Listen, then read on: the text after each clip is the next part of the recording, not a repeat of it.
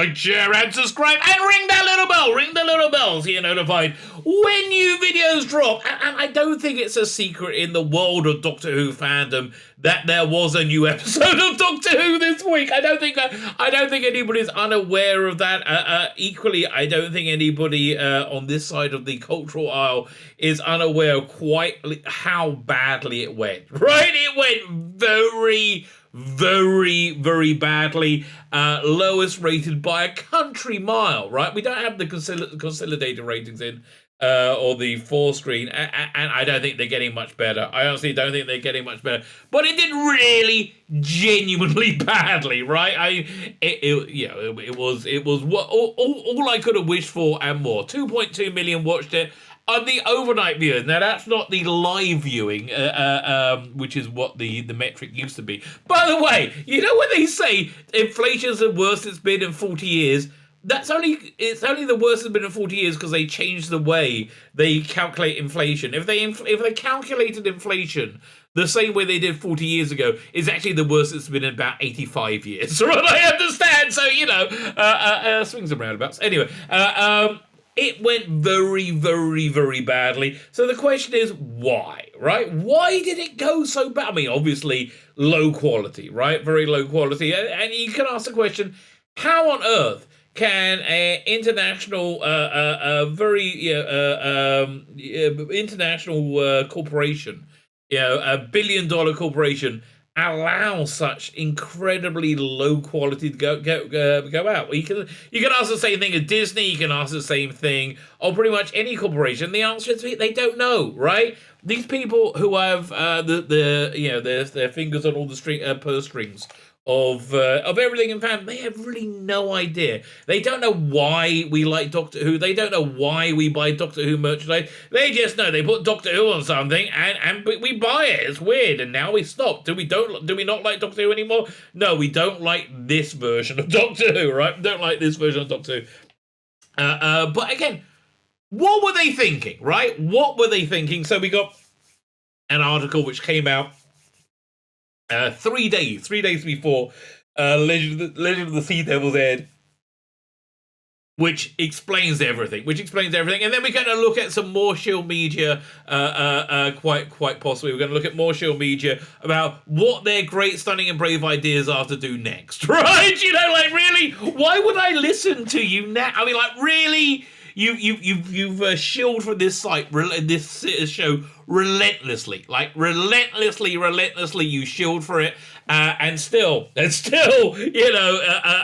apology, no mea culpa. Now they're just moving forward. Fine. Before we get in the video, can you hit the like button? That'd be fan-dabby double dozy. I'm sorry if my picture keeps freezing. Look, my computer is not doing well. It died completely the other day. The hard drive was dead. I had to erase it, reinstall it, and then I had everything backed up, and I, restored it. I'm amazed I got this far, quite frankly. But whenever you upgrade the operating system on a Mac, it takes a while for it to get used to it.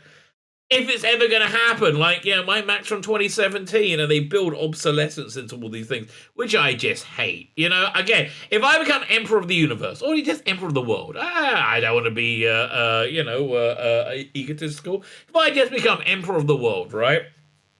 One of the things I'll do after decreeing building a life-size Starship Enterprise, and the life-size Starship Enterprise will be the original series version, the classic series. I just imagine at night it'd be very nice having the little twinkly lights of the nacelles. Anyway, I digress. That'll be one of my first things to do. Amongst the things I enact, I will outlaw building in obsolescence, right? I hate that. Do you know a phone should last you 5 years? And honestly, is the technology in a phone from today any real different from 5 years ago? No, it's we're all fine with it, right? We're all fine. I hate this idea of building in obsolescence. But there you go. I have no idea how we got into that. Like, share, subscribe, comment, sign up to my Substack, my email newsletter. It has been bumming since my computer. Oh, that's how I got into it, because my computer's dying. It has been bumming since I have been remiss on my Substack since my computer's been dying. Right? So hopefully I'll get back to that soon. I have a paid Substack. I don't even have a pitch for you. Just, throw me a couple of bucks. That'd be nice. I kind of look. It's not like a couple of bucks are worth what they used to be anyway. So I might as well hand them over to me. Fine. Like, share, subscribe, comment, Substack, all those things. Fantastic! Thank you very genuine. I don't think I thanked some of your videos over the last little bit, but I think you deserve a thanking. Thank you very much. If you're on YouTube, please make sure you're still subscribed. They do unsubscribe you a lot. If you're on Rumble, please subscribe and hit the Rumble button. Right? I think that's all the instructions I can think to give you. Right? So here we start with our first story, and this. And when I first tried to record this story over here, the symptom of my computer dying, it wouldn't let me look at the, pull up the image. I had to do things with the permissions to allow it to. Oh, don't even ask. It was just a pain in the ass. Doctor Who deserves praise for shining a light on overlooked historical women. No, it doesn't, right? No, it's not a bad thing to do. It deserves praise. It would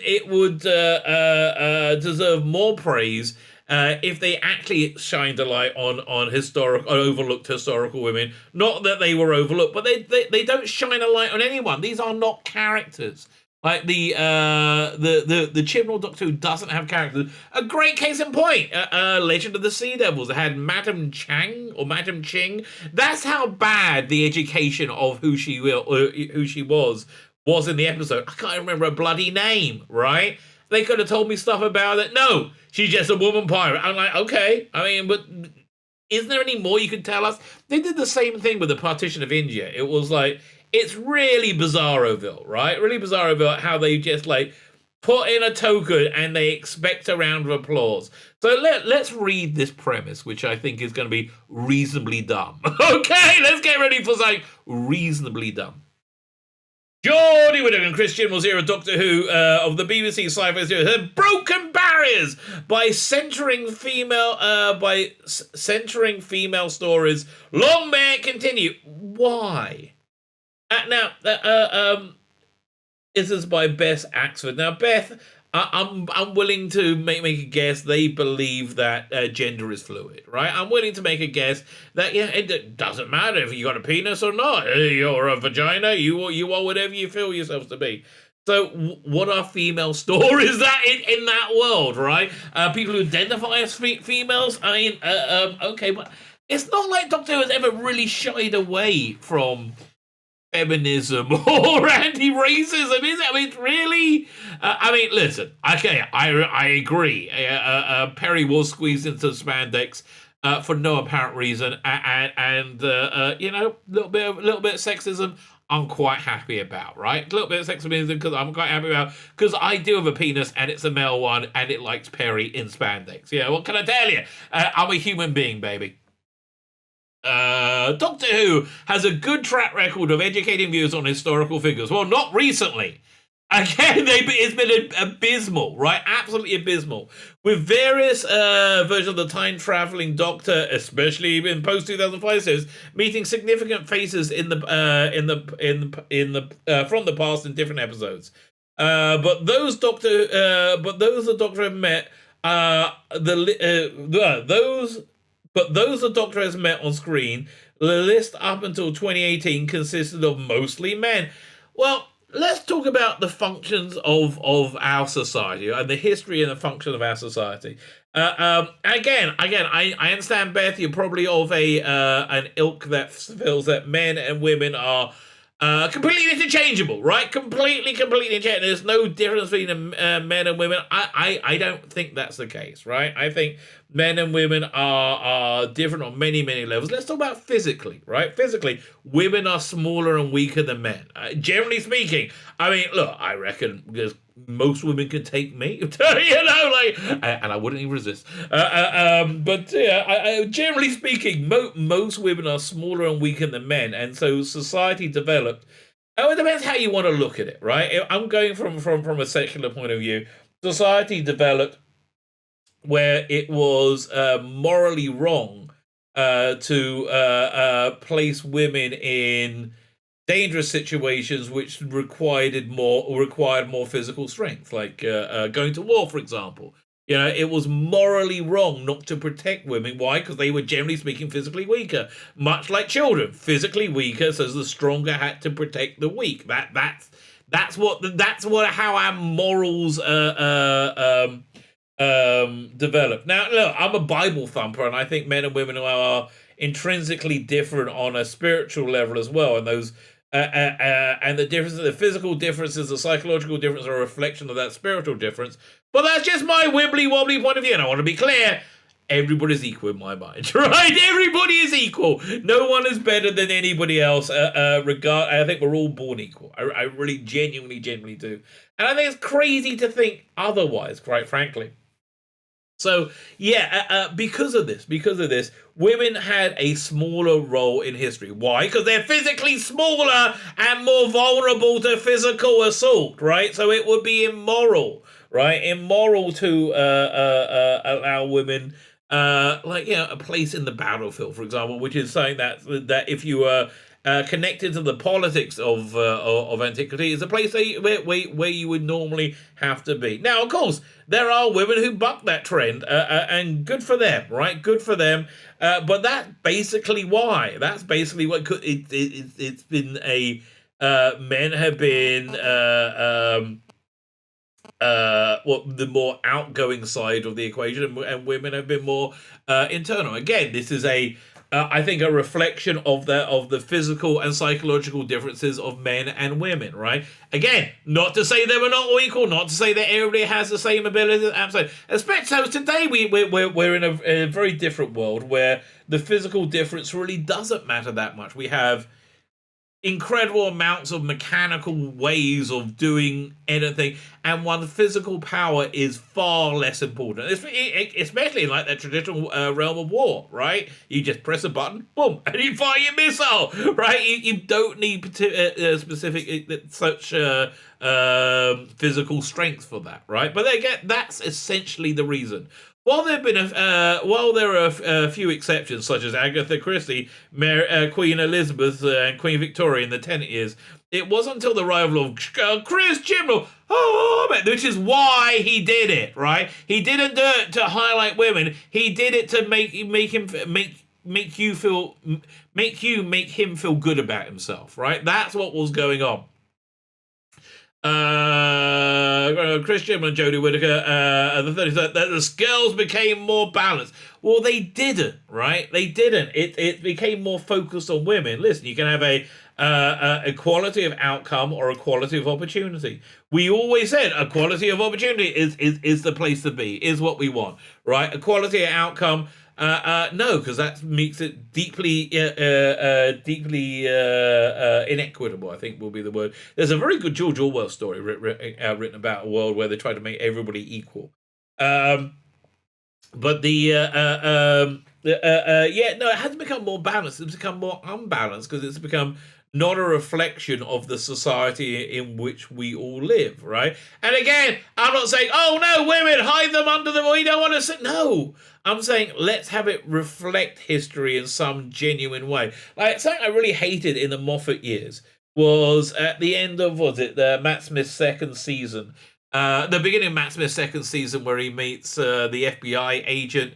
And at the end of that, he's talking to Nixon. He says, "Oh, I want to marry somebody, but I don't think he would like it."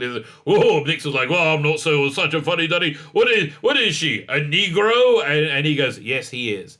Now, in 1964 or whenever that was set, right, the idea of men having sex was a common idea, right? The idea of men getting married was, might as well get married to a carrot. It's not going to happen. It pulls you out of it, which is what this Doctor Who does.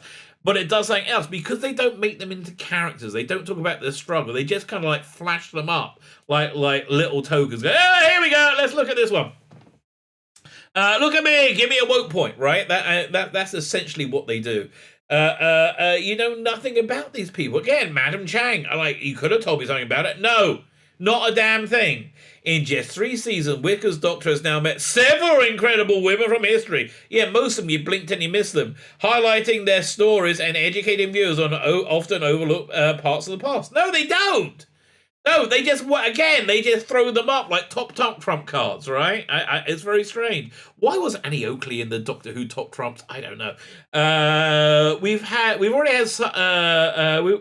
had some already well-known icons at the forefront of recent episodes, such as Mary Shelley and Rosa Parks. Oh yeah, no, Mary Shelley was awful, right? That Mary Shelley was freaking awful. When you hear about Byron and Shelley, you want them to like be downing laudanum and snorting coke off hookers' asses, right? The Byron-y sort of stuff, right? That's how that sounds like. No, we got quadrilles. It was boring as hell. And the Rosa Parks one, I think the best part of that episode was Rosa Parks. Everything else about it was garbage. Absolute garbage. But subsequent episodes have also highlighted figures that rarely got a spotlight, such as wartime spy Noor Inayat Khan. What did we learn about Noor Inayat Khan? Nothing, right? She was in it for as an episode or two.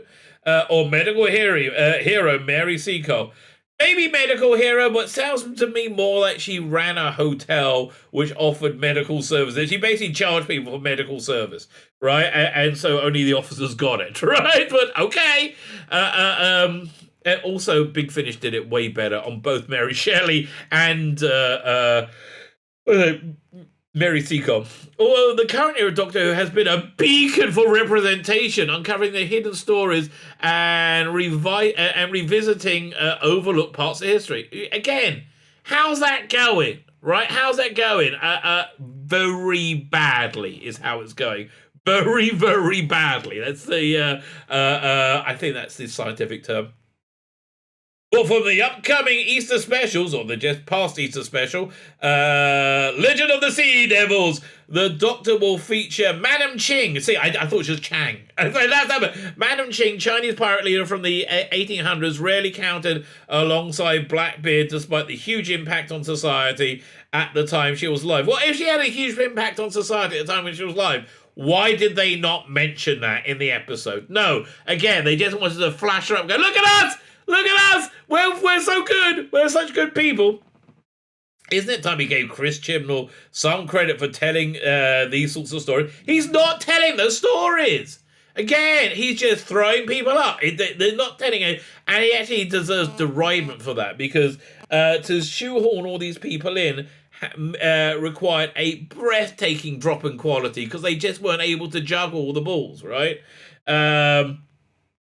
He didn't go along the likes of Blackbeard for an impact on society at the time. So isn't it time he gave? Oh no! Isn't it time he gave him credit? No. It's time he accepts responsibility for his absolute failure. Right? His absolute and complete failure. Somebody suggested a great title, "The Face of Failure." Which will be like Chris Chibnall on a rock face, like the face of evil. We got to do that. That's got to be great. But again, I'm scared of opening Photoshop right now. Again, with my dying computer, it's not going well with Photoshop. After all, it's been there since the beginning of the era. During Whittaker and Chibnall's first season of Doctor Who, her and her gang, they were called Fam, actually, at the time. Do you remember? But it didn't really work out, so they just forgot it. Much like they're going to forget this era. My guess is Chris Chibnall is going to retcon his own era away. Okay? That's what my guess is.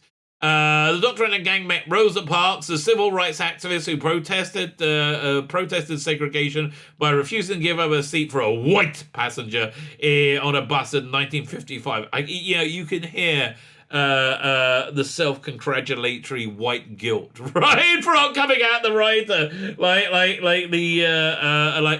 I feel so terrible about the sins of the past that I've got nothing to do with whatsoever. That makes me a good person, right? And not only does it make me good, it makes me better than everybody else who denies that the things that have nothing to do with them had anything to do with them. That's just white fragility, and I'm too smart for that. I mean, that's genuinely what she's thinking, in my opinion.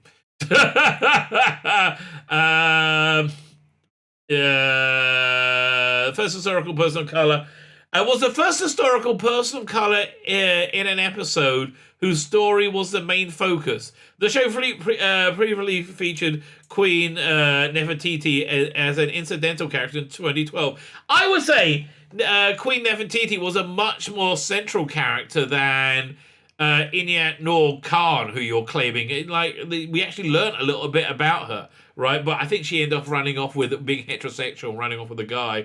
Not good. Not very 2020s now, is it?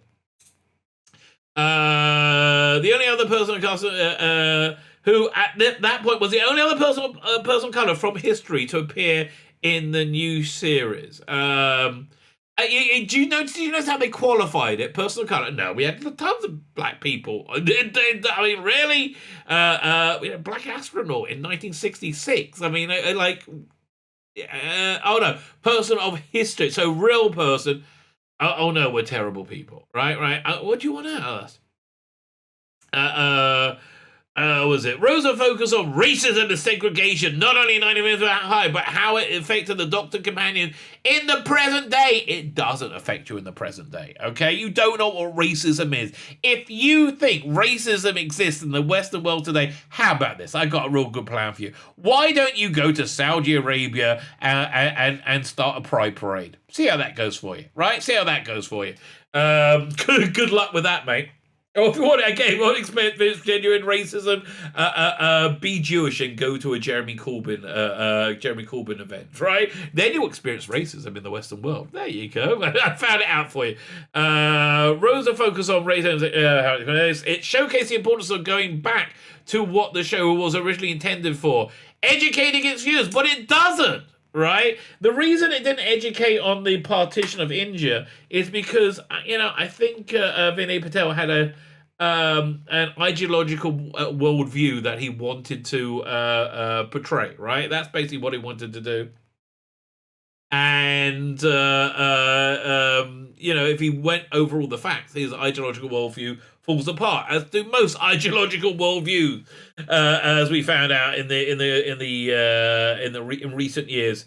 Centering stories like that of Rosa Parks' activism to push a more positive change. What positive change? Again, what racism is in any way permissible in the Western world, right?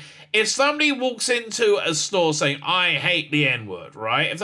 They're going to be thrown out. No, nobody does that, right? I hate black. Nobody's going to say that, right? No, it's completely socially unacceptable in every way, shape, or form, and it has been for decades, right? So, and what legal version of racism is there? I mean, just let me know. Let me know. I'll be with it. But there isn't any, right? And much like taking medicine when you're not sick is very dangerous for you. Believing in racism when it's not there is dangerous to society. How do we know it's dangerous to society? Have you looked out your window in the last couple of years? Really? It hasn't gone down very well.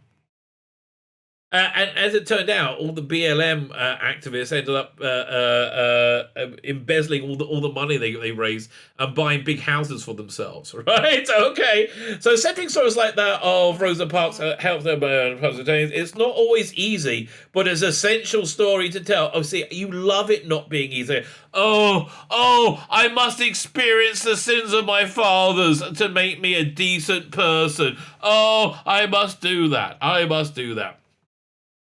Since Rosa, we've also seen the brilliant Ada Lovelace, known as the world's first computer programmer. We saw her, again, it was like 2 or 3 scenes, if that, join the Doctor and her adventures. Did she travel in the TARDIS? I don't know. In a world where women in STEM still faces sexism and gender barriers. No, they don't! No, they don't. If you want to do well in STEM subjects, be a woman. You get a much easier ride. What the hell are you talking about? It happens to be that women, generally speaking, don't go into STEM subjects when they've given free choice. Because women don't generally like that. I'm sorry that men and women are different. And I know you want to say, oh, that's because of social conditioning. No, maybe it's not. Maybe you're just wrong, right? Maybe just like you've been wrong about freaking everything. You're just wrong. Could that be a possibility? Learn about Ada Lovelace means that young viewers can see women have been just as important to the history of technology as men. Not really. Far few of them have, quite frankly. And again, yeah, there's sexism around that. Women weren't afforded equality of opportunity for education. That's terrible. Not on board with it, right? And that they too can be mathematicians and scientists, whatever their gender. But it doesn't work that way, right? That by showing Ada Lovelace didn't make young girls go, oh, I can be a scientist. I never realised that. It makes everybody just go, I'm not really interested, and turn off, right? Because it doesn't reflect society. Because women, generally speaking, little girls, generally speaking, would rather be nurses and princesses, than space pirates.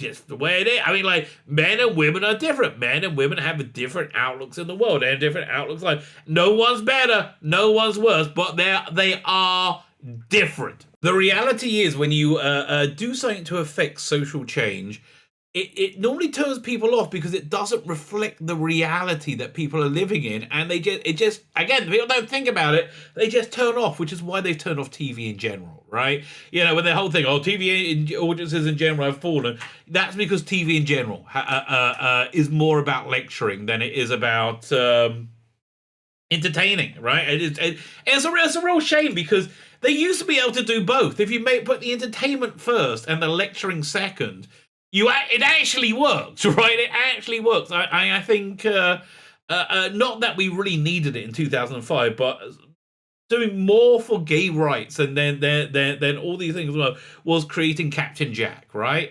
If they made Captain Jack in the 80s instead of the 2005. Because, he was a great, well-rounded, interesting, naughty character, right? That we all recognize as somebody that we like being, recognize people in our lives and recognize that somebody who we would find it fun being around, right?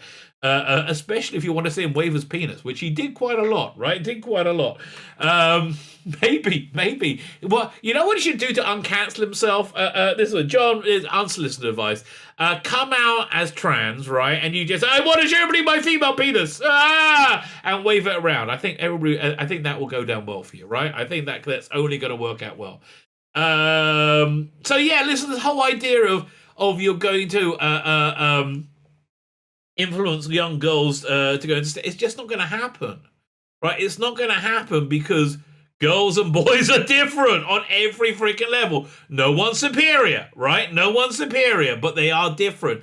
And denying this very, very basic science doesn't work out well. The Doctor's adventures have always been about inspiration and hope. I mean, they use the word hope a lot in the Jodie Whittaker era because she's kind of hopeless, quite frankly. Like, she's just a destructive moron more often than not. She's genuinely hopeless. And clueless. So hope, we believe in hope. I mean, really? Hope seems to be code word for surviving despite massive inefficiency. And the show continues to deliver that to its viewers through spotlighting female pioneers. But have you noticed how many less viewers there are now? Right? Have you picked up on that? Right? You're not going to influence anybody if they're not listening. And they're not listening because they're not interested. They are not interested. So, the Doctor's event has always been inspirational and continue to deliver that through female pioneers, not just in science. Joining the Doctor and Lovelace in this story was Britain's first Muslim war heroine, the incredible Noor Inayat Khan. Are you telling me she was more of a character than Queen Nefertiti? And I think your basic knowledge of Doctor Who is very poor, frankly, very, very poor. Doctor Who has featured many historical figures during its 6-year history, but the 13th Doctor era has featured more historical women of different races. I mean, do you like the way they keep qualifying it? More historical women of different races who are Afro-Caribbean and who wore socks on a Wednesday. Yes, more. Okay. Than any other period of the show. Exactly. Is it to educate? No, it's to lecture, right? It's to lecture. And the proponents of the series said, "Oh, I don't remember hearing a lecture. You must be making them." I love the way they don't understand things, right? And then they say, "Well, it's because you're stupid that I don't understand it. Because I don't understand it. It's stupid." Yeah. That's basically how the interactions go. It really, I wish I was exaggerating, but I am not. Fine. So, yeah, because it's just tokenism, boring tokenism. We've had countless movies and shows depicting the events of the Second World War, but Khan is rarely mentioned. So go make one. For God's sake, you go do it. If there's a gap, you go do it. Sending Khan on an escapade with the Doctor. Again, she was in, 2 scenes? It was ridiculous. It's a powerful tool. How'd that work out? How did it work out? It seemed to have they only have the effect of having people turn off your turgid waste of time with a program, right? So not very well is the answer. Not very well is how it worked out. Powerful. It only represents a wider range of audiences which have all deserted you, right? Regardless of skin color. The only people who really do stick with you are white people who read The Guardian, right? Who want to go, oh, the sins of history, we're so bad. Oh, we're the worstest ever. And black people are the bestest ever. I'm so advanced. Oh, I'm so virtuous, me. The other women featured were more well known. Just a few episodes after being lovely as a Khan, the TARDIS landed outside the Villa of Dildo, or Diotti, and introduced the legendary Mary Shelley, author of Frankenstein. Big finish to that years earlier, much, much better. It was just boring. Showcasing so many women in one season of who portraying their complex histories. They don't! They don't portray their complex histories. Right, I know nothing about Mary Seacole from this story. Right, also balance the scales of telling more female stories. Why? What's that got to do with Doctor Who? Why does Doctor Who need more female stories? I don't ever remember watching Edge of Destruction or Talons of Weng Chiang and said, oh, this show's great. Really, really good. Could use some more female stories. How about we put Perry in spandex and tie her to a beach or tie her to a bed? I like all that stuff. That's the female. That's not what you meant. That's not. Never mind. I thought we might find common ground. Never mind. Wait. Frankenstein. It means that we can look back upon Doctor Who's past and learn about brilliant men and brilliant women. We always did. I'm sorry. Getting a more even view of history and the events that made our society what it is today. No, you get a completely skewed version of it, right? Completely and utterly skewed, where you go. White people have always been terrible, and men have always been terrible. Oh, men are the worst. Oh, I hate men. And men held women down and oppressed them. Yeah, did it not occur to you that the vast majority of people had exactly the same rights regardless if they're men or women? If they were poor, right? If they didn't own land, then they were screwed. Pretty much it's the world I think our political leaders are trying to make today. Make a society today. Fine. So again, your every premise is wrong, right? Your every premise is based on nonsense. Most recently, Mary Seacole helped the Doctor defeat potato-headed Sontarans during 2021's Doctor Who Flux. Best episode, I think, of Chris Chibnall's run. Not good, because it had Jodie Whittaker in it. Best episode. Good teaser. A lot of it was excellent. While the name Florence Nightingale might be more recognisable to the British education system, British Jamaican nurse Seacole also played a key role in the Crimea War, setting up the British Hotel to tend to the wounded soldiers during the conflict for pay, okay? It wasn't free. It was for profit, right? Uncovering stories about women whose lives remain forgotten and largely untold has been one of the most beautiful parts of recent Doctor Who. And again, has recent Doctor Who in any way landed with the viewing public? Has it? Has it now? Be honest. It hasn't, has it? Right? It hasn't.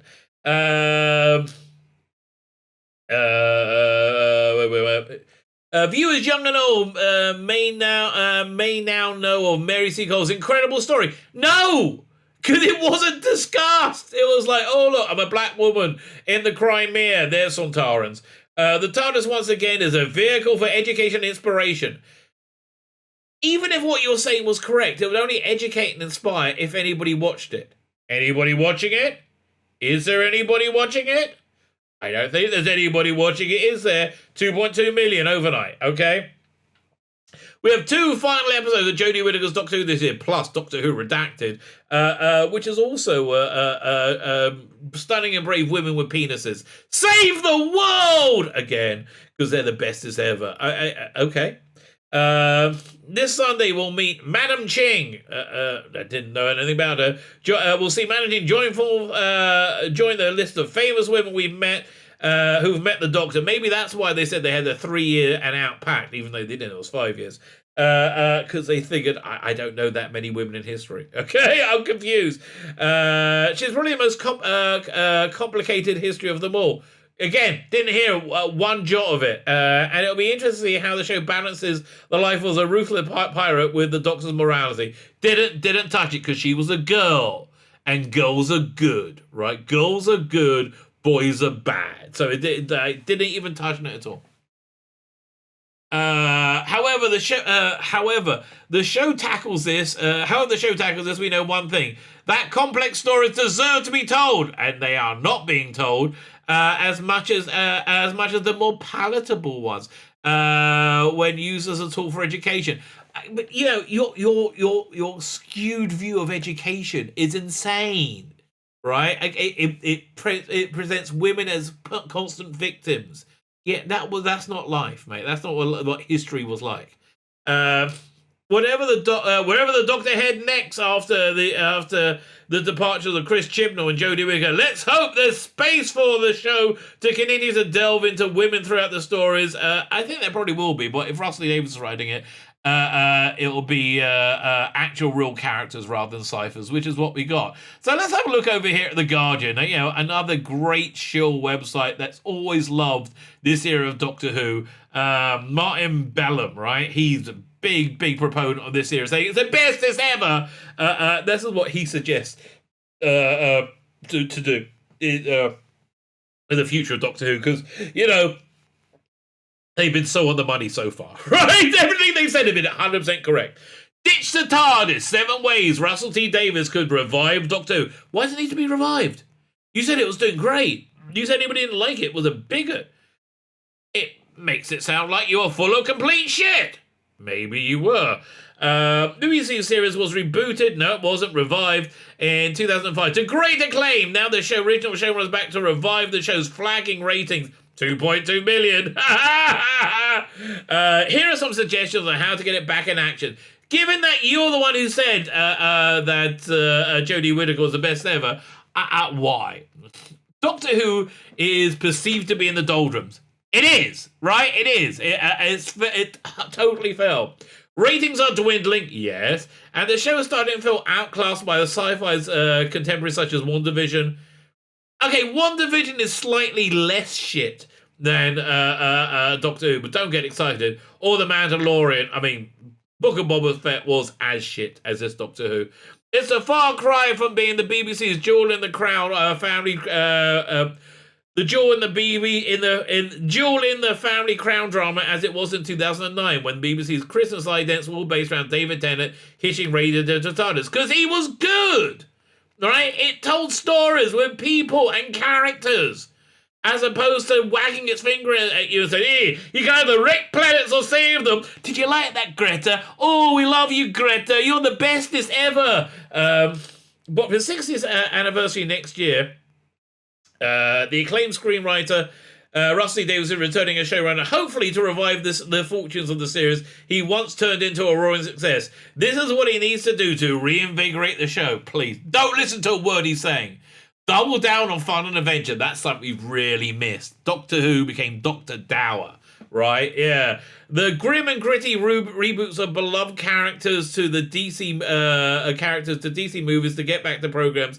Adventure routes. I agree with that.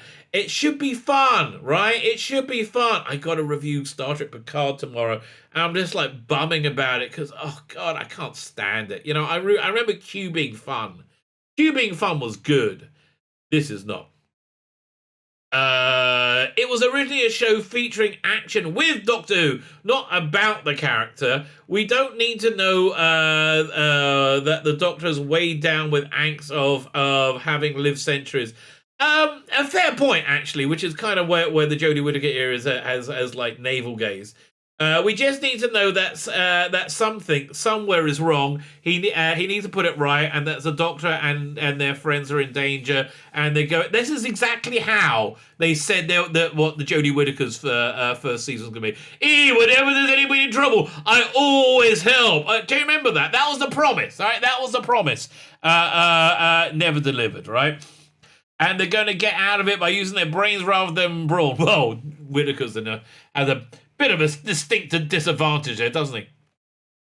Decide that less is more. The BBC's budget for Doctor Who is minuscule compared to that of Amazon, Disney. Okay, no. Well, first they have Sony backing it up, although they had a bit of a flop with Morbius. Netflix can throw their sci-fi fantasy show. They don't have lavish budgets. I mean, Mandalorian, some of them do. But like Boba Fett looked awful, right? Rather than trying to compete week by week, the show could ditch traditional series format and focus on making 2 or 3 feature-length specials each year. That's the way they wanted to do with the Paul McGann movie. They wanted to do like 6 movie-length episodes a year, like Thor, right? Inspector Thor. Is it Thor? I can't remember. Inspector Morse, maybe. Was it John Thor was Inspector Morse? There you go. That will provide the scope to expand the production budget while providing extra opportunities for publicity throughout the year. So I don't think that's the way he's going. I think he's looking at more new media as a way of distributing this Doctor Who. So I think we're seeing the TikTok adventures rather than huge cinematic vistas, or maybe both. Said it mostly in the past. No, we want to see some bling of sci-fi. Any sci-fi franchise can do multiverse or imagine dystopian futures, but the TARDIS gives the unique opportunity to go take the viewer back into the past and meet key historical figures. Well, then you get a twat like Chibnall who's like, oh look, you're a woman who once spoke to Mahatma Gandhi. Let's do an episode about you. Not really. You'll just be a character in it, and you won't really be a character because you won't have any characteristics. And witness pivotal moments in history with added alien menace, but why not take that further? Pick a companion from the 1990s or 1930s or 1880s. I think they wanted to make it relatable. They were going to do a 1890s companion after Rose, but Rusty Davies literally talked himself out of that at the dinner where it was telling over to Julie Gardner, right? He literally talked himself out of it.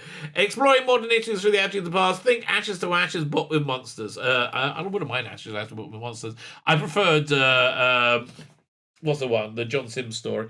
John Sims version of that show. Life on Mars. Ditch the TARDIS for a while. No! God, like, literally everything this guy is saying is wrong.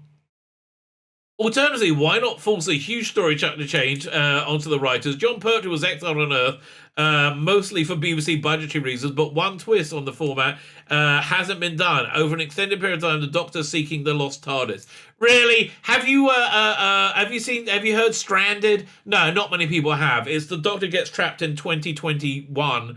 And of course ends up living in a house where everyone's gay and trans, and his companions turn out to be gay and trans as well, sort of, I think. Yeah, very, very true. Because that's what you would get, right? It's also been done in BBC books beforehand. What was it? Escape Velocity was the one where he was waiting for his TARDIS to grow over like 100 years. That was the 8th Doctor, I believe. The Doctor seeking a lost TARDIS. The hunt for a time machine would become the MacGuffin of the week. We would see the Doctor hitchhiking. No, I don't like that idea. Doctor of the Week every week. Terrible idea, but this is a rumour going round. What if there was no one new Doctor? A quick narrative device would produce an unstable regeneration, and you get a new high-profile Doctor every week. Suddenly, it'll be possible. Hugh Grant, Judi Dench, and Riz Ahmed. Judi Dench would turn her nose up at this. At the TARDIS controls. So when you need to persuade them to do a few weeks film, yeah, this is. I think if David Tennant's coming back, or Hugh Grant, right? If Hugh Grant was doing it, I only ever thought it was going to be for like 1 or 2 episodes maximum. Plus, you get the publicity of a new Doctor each week, over and over again. Yeah, I think it'll just become tired, right? I think it'll just become annoying.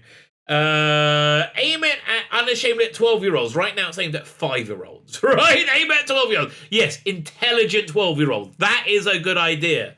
The curse of a long-lived fantasy franchise is you end up with grown-ups demanding increasingly grown-up stories, forgetting that they were in. No, we didn't.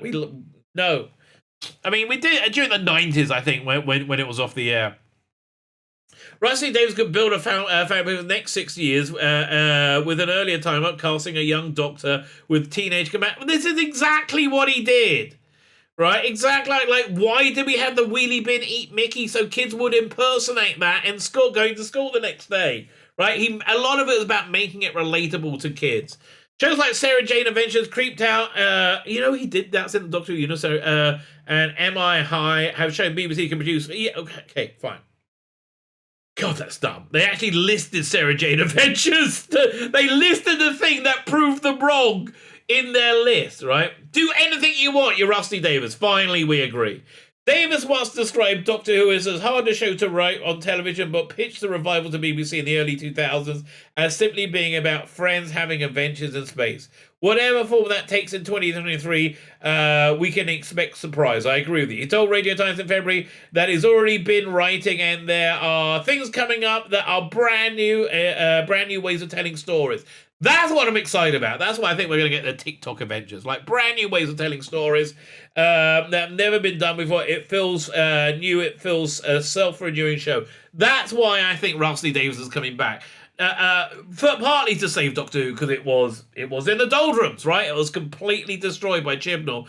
That's one reason Doctor Who's he came back. But I think the second reason, I mean, there's money as well and success, but I think he wants to invent a new way of TV, a new way of telling TV shows, telling TV stories for the next 50 years, right? And I think he's going to do it. I'm very optimistic. It could be awful. It could be awful. Who knows? Or dares to dream. Okay, who knows their dream? My name is Tzvi Lebetkin, the Rabbi from another planet. Please like, share, and subscribe, and ring that little bell. Ring the little bell so you're notified when new videos drop.